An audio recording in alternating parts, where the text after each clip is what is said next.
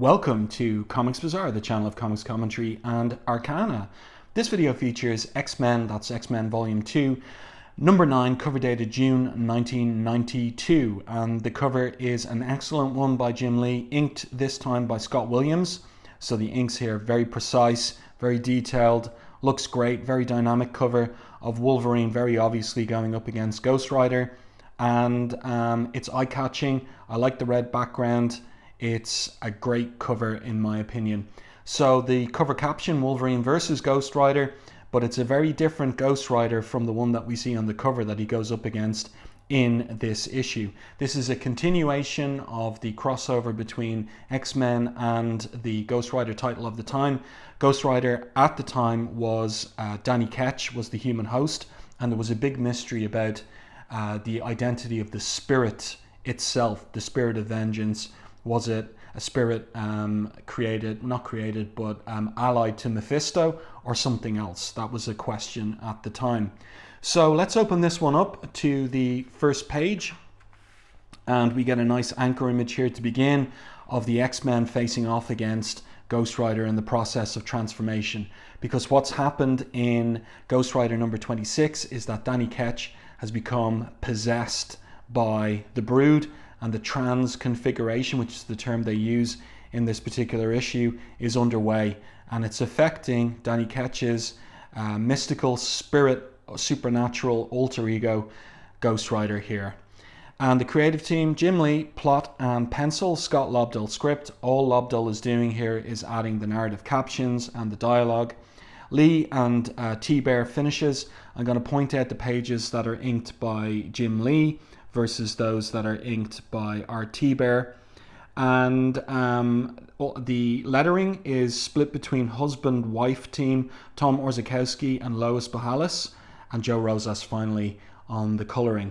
So yeah, I like this little sequence here, this tier of panels of the transformation. Transconfiguration is the term used in the comic itself, of a new version of Ghost Rider possessed by the Brood. So let's take a look at that. Oh, by the way, I should point out that in the previous issue it was revealed that Gambit has a wife who is Belladonna Boudreaux, and she is the one who came to the X-Mansion in order to recruit Gambit to deal with this problem they were having in New Orleans that was revealed to have to do with the Brood, an invasion of the Brood. So I've got to turn this one to the side, this double page spread, and you can see there that's a pretty cool image inked by our Thibert of a Brood queen here behind the transconfigured Ghost Rider. So pretty cool image that. And of course, what's the aim of the Brood except for to establish dominion over Earth? So a very old trope of the alien invasion type sci-fi story. So Wolverine here is not going to stand for that. He says it's going to take a lot more than bones and brimstone to shake us off your sleazoid tails. A lot more, you say? Says the Brood, because there's a whole horde of them, or a nest of them here, that are dropping from the ceiling of the caverns and structures underneath New Orleans. Will an entire squadron of Slayemasters suffice, says one of them. It might at that, mon ami, says Gambit. And the title of the story is The Not So Big Easy. Let's continue with this. So we're going to get into some action. There's a lot of action in this particular issue. Young readers at the time would have enjoyed that. And this is a pretty cool anchor image of Gambit striking out, kicking one of these Broods straight in the jaw. And he says, if your siblings hadn't killed half my clan, his clan is the Thieves Guild, and transfigured my in-laws into broodlings like yourselves, behind me, Belladonna. So he's there with a protective instinct for his wife, but she is of the opinion she doesn't need any protection. You might be setting Rogue's heart all flutter with your coming to the rescue riff, but this girlie ain't impressed, she says. And it turns out a lot's changed since he last saw her, and she's got some powers. And they're undefined in this particular issue in terms of what their limits are, or what they specifically are. Gambit simply says to her, when this is all over, you'll have to tell me where you got those powers. So is she a mutant, or did she acquire the powers some other way? Well, that is to be revealed, but not in this issue. This is a nice image here of Cyclops giving orders for the X-Men to form on him back to back and face off against the Brood and take a shot at anyone not in uniform. That's a good line from Lobdell. Speaking of which, says Psylocke, where is Jubilee? So this page inked by our Thibert, but when we turn over, we see here Jim Lee inking his own pencils. So what's distinctive of Jim Lee's line is it's a very fine line, and my thinking is he may have been using pens as part of his artistic tool set, because the fineness of the line, there isn't in some cases much variation in terms of those lines. In other cases he probably is using the same tool as Scott Williams would have done, but his line work finer, more precise, tighter than Thibert's. Thibert's line work, by contrast, much how will I put it, like much like a broader, thicker line, and also one that is more confident actually in the broader strokes of the line, less fussy, I would say, than Lee's line work. So you can see that fussiness here rendering some of the texture of Jubilee's lips there, or little details like these little lines rendering the snubness of her nose as well. Very fine line work. So the transconfigured Ghost Rider is leaping towards Jubilee. She's the weakest of the X-Men present, the least trained, and so on and so forth. So she is the one that he's aiming for, but the Beast comes to the rescue. You hurt her, she sues us, we'll lose the house, he says. Oh yeah, here's the setup for the joke. As she's technically not an X-Man, Jubilee isn't covered by our major medical insurance. You hurt her, she sues us, we'll lose the house. So Jubilee here protesting, I was just about to do that. I'm certain, he says, fact is, I was sitting over there thinking, what would Jubilee do in my place? So some humorous dialogue here from Lobdell, but it really makes or rather one can read a scene like this and just basically wonder, why did the X-Men bring Jubilee to New Orleans at all? She isn't trained. It's a little bit of a mystery. Ultimately, it will get resolved by packing her off to the Massachusetts Academy and the new Xavier School for Gifted Youngsters when Generation X would be released in a few years' time. Another nice anchor image here of Wolverine slashing away at these Brood. While we're wasting time slugging it out with the grunts, he says, there are other sleazoids transforming members of both guilds into more cannon fodder. So Wolverine's determined to take the fight straight to the Queen, but Cyclops intervenes and says, Wolverine, no, this chamber is ancient. The fight gets out of hand, we could bring the whole place down on our heads. And that's precisely what happens. The floor opens up and they fall down to a deeper level of the underground structures. But really great art here. I like the detail on the Brood. Clearly Jim Lee enjoying drawing these insectoid monsters. Let's see. So another page that is inked by Jim Lee himself. And what happens here is that Gambit and Belladonna fall down together. And they have a little tiff here about how Gambit left her. And she says, being married is about love and understanding and sharing a future together, not about leaving your wife on the wedding night. He protests he didn't have a choice. Don't seem like you had many choices in life. You married me on your family's say-so. You abandoned me for the same reason. She accuses him. And this is a nice borderless panel here. Again, this page inked by Jim Lee, but this one, by contrast, inked by Thibert. So Gambit says, I had to leave on account you killed me brother in self-defense. She says, I know that, but you could have asked me to go with you into exile. So we learned that in the previous issue. You and me being in love since before we could walk, Remy LeBeau. I would have left everything, would have given my life for you if only you asked. So what's his answer to that? He says, I know that, which is why I left alone, Since I was a pup, the only thing I ever wanted was you for my wife, but when the marriage was arranged, we no longer had a choice. Don't you see? Leaving you to save your own life was the only way I had a making a choice that was my own. What about me, she asks. What about the choice you took away from me? And he says, if it means anything at all, Belle, I'm sorry. But he doesn't say that he'd go back and undo that choice. So this is a nice page here. And again, that very fine line in Jim Lee's inks over his own art. But then this page, Thibert, back to the action sequence. Looks like Wolverine's in a berserker fury. Beast is worried that he's going to attack him. And really what he's going for is he's going for Ghost Rider that was creeping up behind Beast there. And I like this, again, a little bit of funny dialogue here from Scott Lobdell. Quit babbling, McCoy and Duck.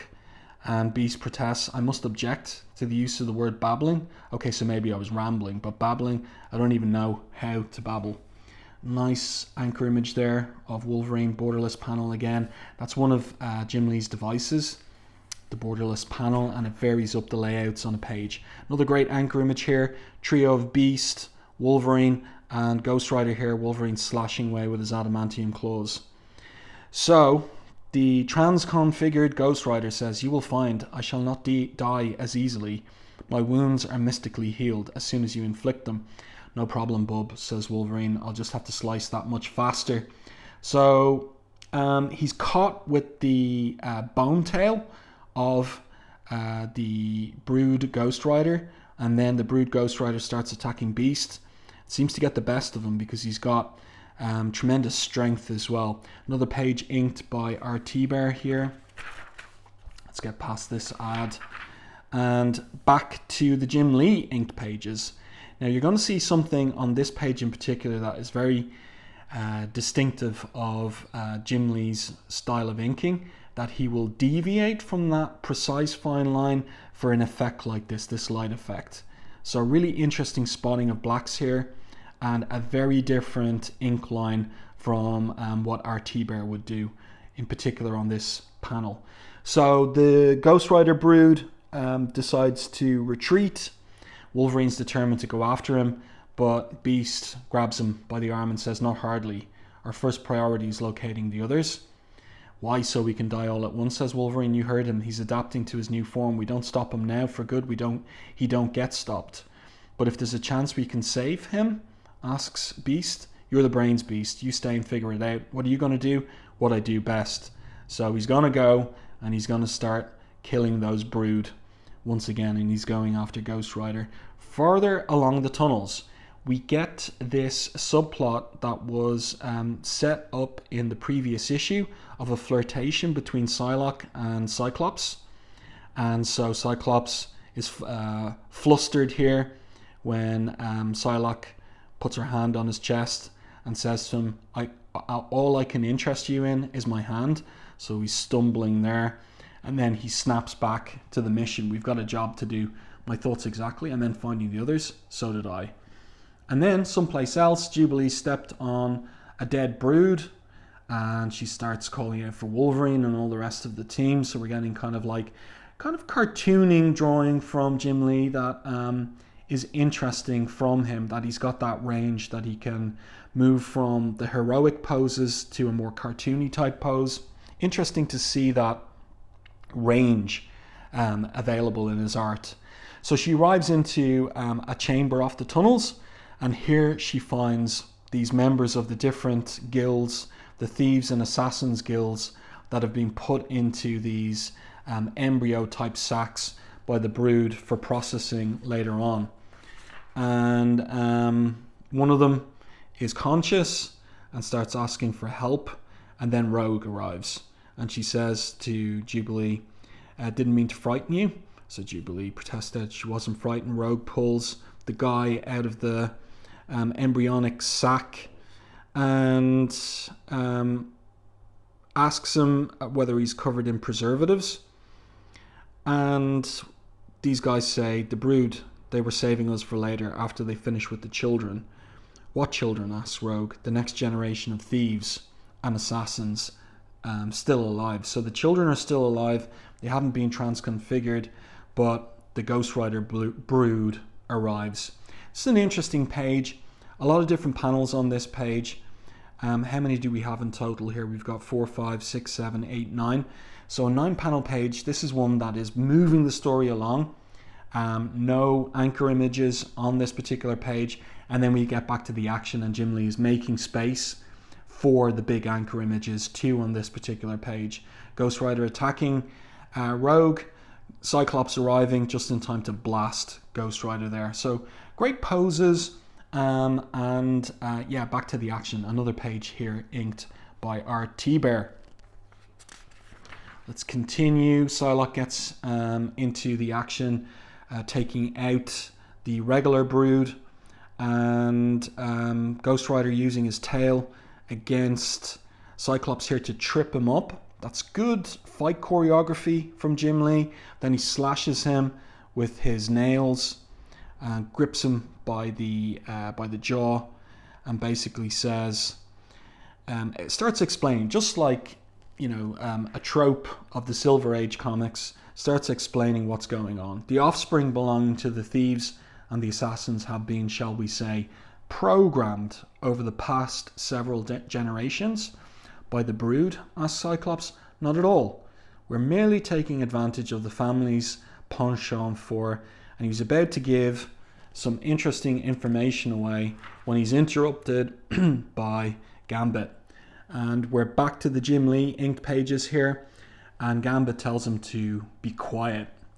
It's the height of bad manners to go shouting family secrets, especially with you not being part of the family in question. And Belladonna agrees. So we're not going to go on, we're not going to learn what's been happening with those children over generations, whether maybe it is to breed them in such a fashion that they will acquire powers, and maybe that's how Belladonna got her powers. Everything's a mystery at this point in time in terms of what's been set up. So now Belladonna attacks the Brood Ghost Rider, and Psylocke also takes him out from behind with the focused totality of her telepathic powers, her psionic blade. So she puts that right through his skull and goes into his psyche. And it's interesting what she sees in there. Elizabeth Braddock cannot hear her leader's words of caution when he tells her to be careful, Cyclops does, over the sound of her own psionic scream. Trapped within the soul of a demon who recalls firsthand the horrors of eternal torment, feelings of hopelessness and despair threaten to overwhelm her, to sentence her to the abyss for time immemorial. Now this is interesting because the thing about it is that over in Ghost Rider's own title, it is a mystery, has been an ongoing mystery as regards the identity of the spirit that is this new Ghost Rider. It has been established it's not Zarathos, which was the demon that possessed Johnny Blaze. That's Johnny Blaze here that's showing up in this psychic flash. So the Danny Ketch Ghost Rider is not Zarathos, and it is unclear in the Ghost Rider title that he is a demon, that he is from hell. He's very adamant, the spirit that is Ghost Rider, that he is not an agent of Mephisto. So I think something's gone wrong here in Scott Lobdell's dialogue, and it hasn't been picked up by Bob Harris, which doesn't surprise me. In any case, back to the story. There is a psychic battle going on, and what happens is, and I like the detail here of Psylocke in her astral dimension armor, backed up by Belladonna, and here they find in the core of the psyche, they find Danny Ketch. So it's Danny Ketch is the human host for the Brood, not the spirit of the Ghost Rider. It's Danny Ketch is their link to this particular body. So the Brood here says, I for one must thank you both. Had you not entered the Ghost Rider's essence, I would have been unable to track down his mortal host Daniel Ketch. So they have given away this aspect of the Ghost Rider that this is the true link here. And now the Brood, psychically or psionically, has its talons in Danny Ketch, and he's dying. So Belladonna here says, if the Brood manages to eradicate, or rather Psylocke says, if the Brood manages to eradicate Ketch on this plane of existence, and Belladonna completes the thought, the Ghost Rider's supernatural powers will be his forever. They murdered half my kin and kidnapped the other. Ain't nobody getting away with that. The Brood determined to conquer the planet, one death at a time. But Psylocke uses the distraction provided by Belladonna to break the link between Danny Ketch and the Brood by putting her psychic blade through his astral form, and yeah, that breaks the connection. Separated from the human, the Brood is vulnerable to an assault on its own essence in the astral plane. So Belladonna attacks the Brood in the astral plane and in the physical plane as well. By the way, these pages inked by Jim Lee.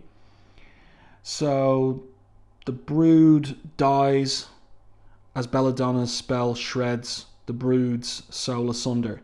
So she's got a spell, so she's got some magical powers. We're learning a little bit about what powers she has, but not everything. And for what may be the only time in the history of the universe, a living being other than an X-Man has escaped the ravages of a Brood transconfiguration. Interesting here, this particular page, the guidelines for the lettering in some of these narrative captions haven't been fully erased. So that's an indication that there was some speed involved in finishing these pages and getting them off to the printer. The letterer always the last, or sometimes the last creative part of the line system of creation of comics, the last creative sometimes to touch the physical page. And yeah, so it seems there wasn't time to erase these guidelines properly. In any case, back to the story. Psylocke says to Ghost Rider, rest a moment. But Ghost Rider's back to his usual self, and he says, vengeance is a cruel mistress woman. She waits for no one. My last thoughts were of being surrounded by a horde of murdering aliens. What has become of them? They were dealt with, she says. And now another nice anchor image, back to Thibert's inking on this page. Another nice anchor image of the rest of the blue team showing up. And Belladonna, though, has sustained some fatal injuries. It seems that, as she says, killing that Brood took everything she had. And she says to Gambit, before I go, if you had a choice, would you have chosen you? None other. Share, he says. So that's not the kind of thing that would be pleasing to Rogue's ears necessarily. And she dies, and this is very interesting, this kind of energy effect that emerges from her open eyes as she dies. What does it mean? Could have been magic, Remy? And again, like, there's just been these hints. She uses a magic spell to kill the Brood. That last expression of hers could have been magic. So were her powers magical based? And what was the origin of them? Well, we don't know at this point. And Gambit here, it was share every moment. By the way, this is a page inked by Jim Lee. And this is another one he does, another trope of his, where he'll pull the quote-unquote camera way back for a somber moment like this, with Gambit just bowed over the body of his dead wife there. And then these relatives come up, these kinsmen come up and say, we gotta look for the children, thieves and assassins both. They're counting on you, Remy. We're all counting on you. So Gambit tells his kinsman to take the body of Belladonna home. And now we're at the last page. And back to Thibert inks.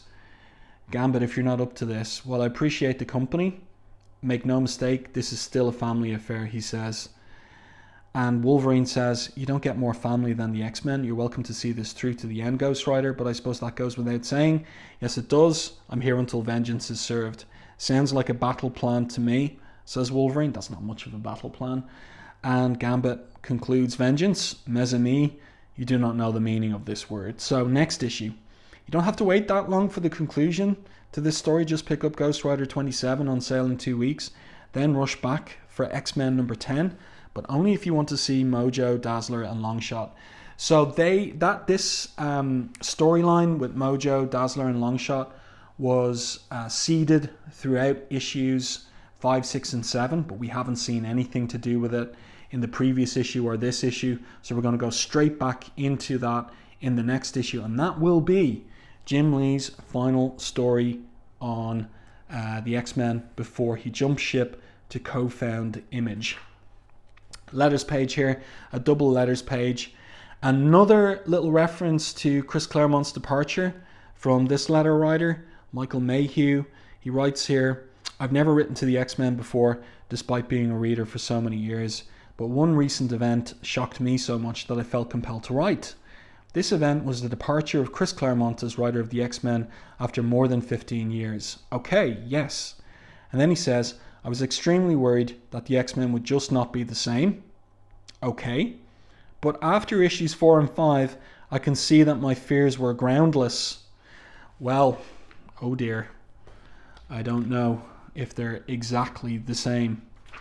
So, there you go. Another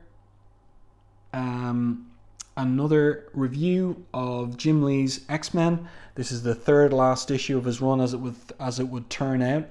This is the last of the excellent art of Jim Lee's. The next couple of issues, the art is a little bit rushed. There's a bunch of different inkers.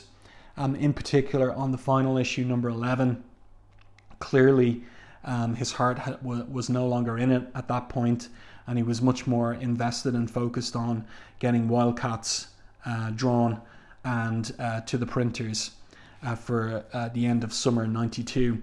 But this issue itself, some great artwork in here, and in particular the pages I prefer are the ones where Jim Lee's inking himself. Let me know your thoughts on this crossover between the X-Men and Ghost Rider. And if you enjoyed my review and commentary, please like the video on YouTube. Really helps the channel. And if you haven't done so already, subscribe to the channel and stay tuned for more content like this.